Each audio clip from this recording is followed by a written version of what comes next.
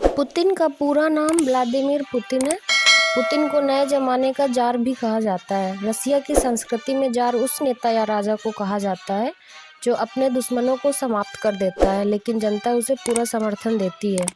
आज इस वीडियो में आप समझ जाएंगे कि पुतिन रसिया व वहाँ के लोगों के लिए क्या मायने रखते हैं। अगर ये वीडियो अच्छा लगे तो प्लीज़ लाइक शेयर सब्सक्राइब ज़रूर करें।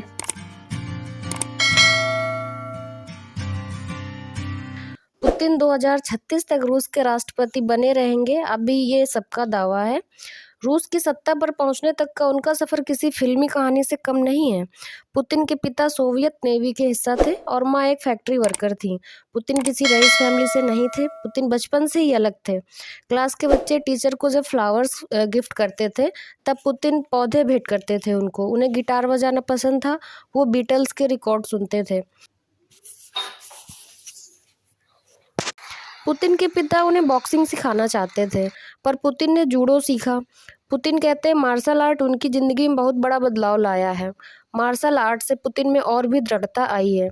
पुतिन को स्कूल में ही कम्युनिस्ट पार्टी का स्कूल लीडर चुना गया। पुतिन सीक्रेट सोवियत एजेंट बनना चाहते थे, पर उनका ये सपना पूरा नहीं हुआ। फिर 1975 में पुतिन ने रूस की खुफिया एजेंसी केजीबी ज्वाइन की, जहां वो सामान्य जासूस माने जाते थे। एक इंसिडेंट इनके करियर का टर्निंग पॉइंट रहा जब बर्लिन वॉल को गिरा दिया गया था। जर्मनी में उस समय केजीएफ ऑफिस जो बर्लिन वॉल के एक साइड में था, वहां पर पुतिन हेड थे।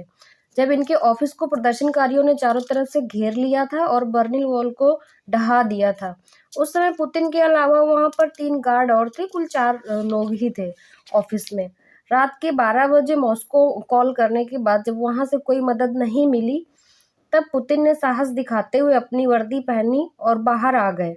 1000 से ज्यादा प्रदर्शनकारी वहां पर इकट्ठे थे। उस स्थिति में पुतिन ने प्रदर्शनकारियों के दिमाग से खेला। पुतिन ने बोला, देखिए मेरे गार्ड्स अंदर हैं और उनके पास खतरनाक हथियार हैं और वो वेल ट्रेंड हैं। अगर आप लोग नहीं मानेंगे तो वो शूट करने में देर नहीं लगाएंगे और आप लोगों को शूट कर सकते हैं।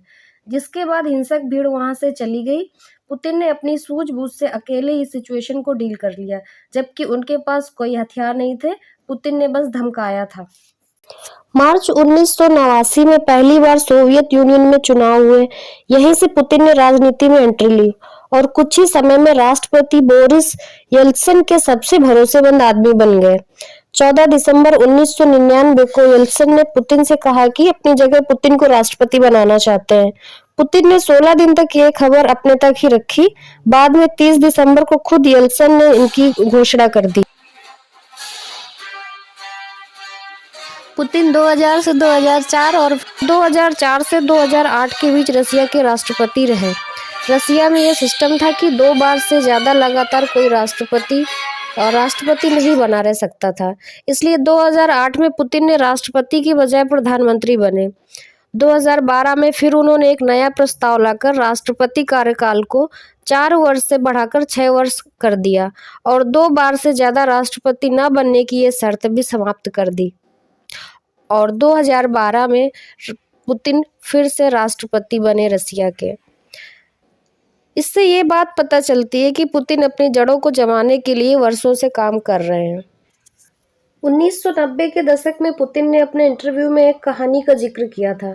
वो बताते हैं कि जब पुतिन सेंट पीटर्सबर्ग में रहा करते थे, तब एक बार उनके कमरे में एक बड़ा सा चूहा घुस आया था।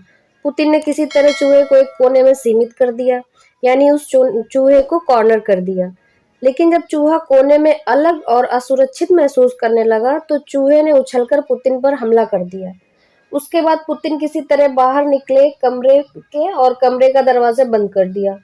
पुतिन आगे कहते हैं कि उन्होंने उस दिन चूहे से ये सीखा कि जब किसी को कॉर्नर किया जाता है, यानी उसे अलग थलग कर दिया जाता है, तब वह व्यक्ति पहले से कहीं ज्यादा आक्रामक और खतरनाक हो जाता है, क्योंकि उस समय वह सिर्फ अपनी सुरक्षा के बारे में सोच रहा होता है, ना कि किसी और की। लोग कहते हैं कि पुतिन रियल लाइफ में उसी कहानी को फॉलो करते हैं। वो पहले अपनी सुरक्षा के बारे में ही सोचते हैं। वर्ष 2012 से 2018 तक राष्ट्रपति रहने के बाद 2018 में हुए राष्ट्रपति चुनाव में 76% वोट हासिल करने के पश्चात वे अगले कार्यकाल के लिए भी निर्वाचित हुए हैं। राष्ट्रपति पुतिन का कार्यकाल अभी 2018 से 2024 तक है। प्रधानमंत्री और राष्ट्रपति के रूप में पुतिन के पहले कार्यकाल 1999 से 2008 के दौरान वास्तविक आय में 2.5 गुना वृद्धि हुई, वास्तविक पारिश्रमिक में 3 गुना से अधिक वृद्धि हुई, बेरोजगारी और गरीबी आधी से कम हो गई एवं रूसियों द्वारा आत्ममूल्यांकित जीवन संतुष्टि में काफी बढ़ोतरी हुई। पुतिन के पहले राष्ट्रपति कार्यकाल को आर्थिक वृद्धि के रूप में देखा जाता है। रूसी अर्थव्यवस्था में लगातार 8 साल तक समृद्धि हुई। क्रय शक्ति क्षमता में 72% की वृद्धि एवं संज्ञात्मक सकल घरेलू उत्पाद में 6 गुना वृद्धि देखने को मिली है। इस प्रकार पुतिन रसिया के सबसे लोकप्रिय नेता और दुनिया के सबसे ताकतवर नेता बन गए हैं।